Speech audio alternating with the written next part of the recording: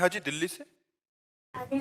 गुरुदेव, मेरे माता पिता ने एक सपना देखा था कि मैं एक उच्च पदाधिकारी बनूं। उन्होंने मेरे हर संभव प्रयास किया और मैंने भी बहुत मेहनत की, बट असफलता हाथ लगी। महाराज जी, अब असफलता से डर सा लगने लग गया है कि प्रयास करने में भी डर लगने लग गया है कि दोबारा असफल हो गई तो तो माता पिता के तिबारा दुख का प्रयास कारण। करेंगे।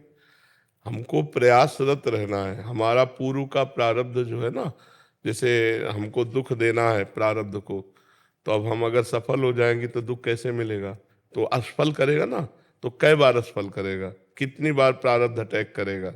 हम हर बार प्रयास करते हो प्रारब्ध को असफल करने के लिए नाम जप करो। नाम जप करते हो साथ में, अधिक से अधिक संख्या में, अधिक संख्या में नाम जप करो। तो जो प्रारब्ध आपको असफल करना चाहता है, आप उस प्रारब्ध को असफल कर दीजिए और आप सफलता प्राप्त कीजिए। मंत्रानुष्ठान में और भगवान के स्तोत्रों में और भगवान के नाम जप में बड़ी सामर्थ्य है। यदि हम भगवान के मंगलमय स्तोत्रों का, जैसे भारी से भारी संकट हो और गजेंद्र मोक्ष का पाठ करें रोज, तो भारी से भारी संकट निवृत्ति हो जाएगी। धन चाहिए तो ऐसे स्तोत्र हैं जिनके गायन करने से धन की प्राप्ति होती है। यदि हमें अपने लक्ष्य की प्राप्ति चाहिए तो मंत्रानुष्ठान, जप, इनमें इतनी सामर्थ्य है कि प्रारब्ध को नष्ट करके हमारी सफलता। अब माला दो माला से तो बात बनने वाली नहीं। डट के मंत्रानुष्ठान करो, नाम जप करो, तो यहाँ के अधिकार की क्या बात है, ब्रह्मा का अधिकार मिल जाए। ये तो मर्त्य लोक के कोई अधिकारी पद की बात है, ब्रह्मा का अधिकार मिल जाए। देखो, पूर्व का पुण्य है तो हमारे देश की एक महिला राष्ट्रपति है। तो हम निराश तो कभी होंगे ना कि अब हमसे नहीं हो पाएगा, नहीं। जय बार असफलता मिले तय बार और उत्साह करके हम लगी रहे तो कभी न कभी सफल हो जाएंगे। पर साथ में भजन होना चाहिए। अगर तप नहीं है, भजन बल नहीं, तो किसके बल से आप प्रारब्ध को दबा करके आगे बढ़ेंगे? वो भजन बल ही होता है। इसलिए खूब भजन कीजिए, नाम जप कीजिए और भगवान से प्रार्थना कीजिए, तो कभी न कभी तो सुन ही लेंगे। महाराज जी, मन में भय हो गया है कि असफलता के डर की वजह से और उसकी वजह से जो माता पिता को दुख होता है, उनका जो चेहरा देखना पड़ता है। देखो, इस पे ध्यान नहीं देना, इस पे ध्यान नहीं देना चाहिए, इस पे ध्यान नहीं देना चाहिए। वो तुम्हारे हाथ की बात है क्या? अब बच्चे इसी बात को ज्यादा ध्यान देने लगते हैं तो गलत मार्ग में चले जाते हैं।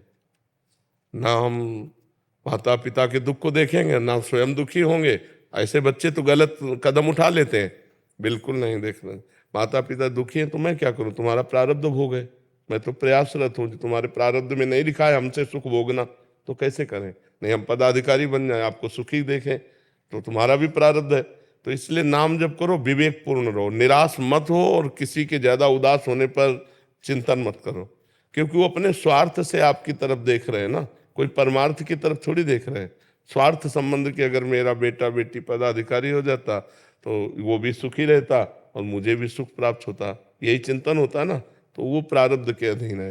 क्या जितना प्रयास करो, जब तक प्रारब्ध क्षीण नहीं होगा तब तक आपको बढ़ने नहीं देगा।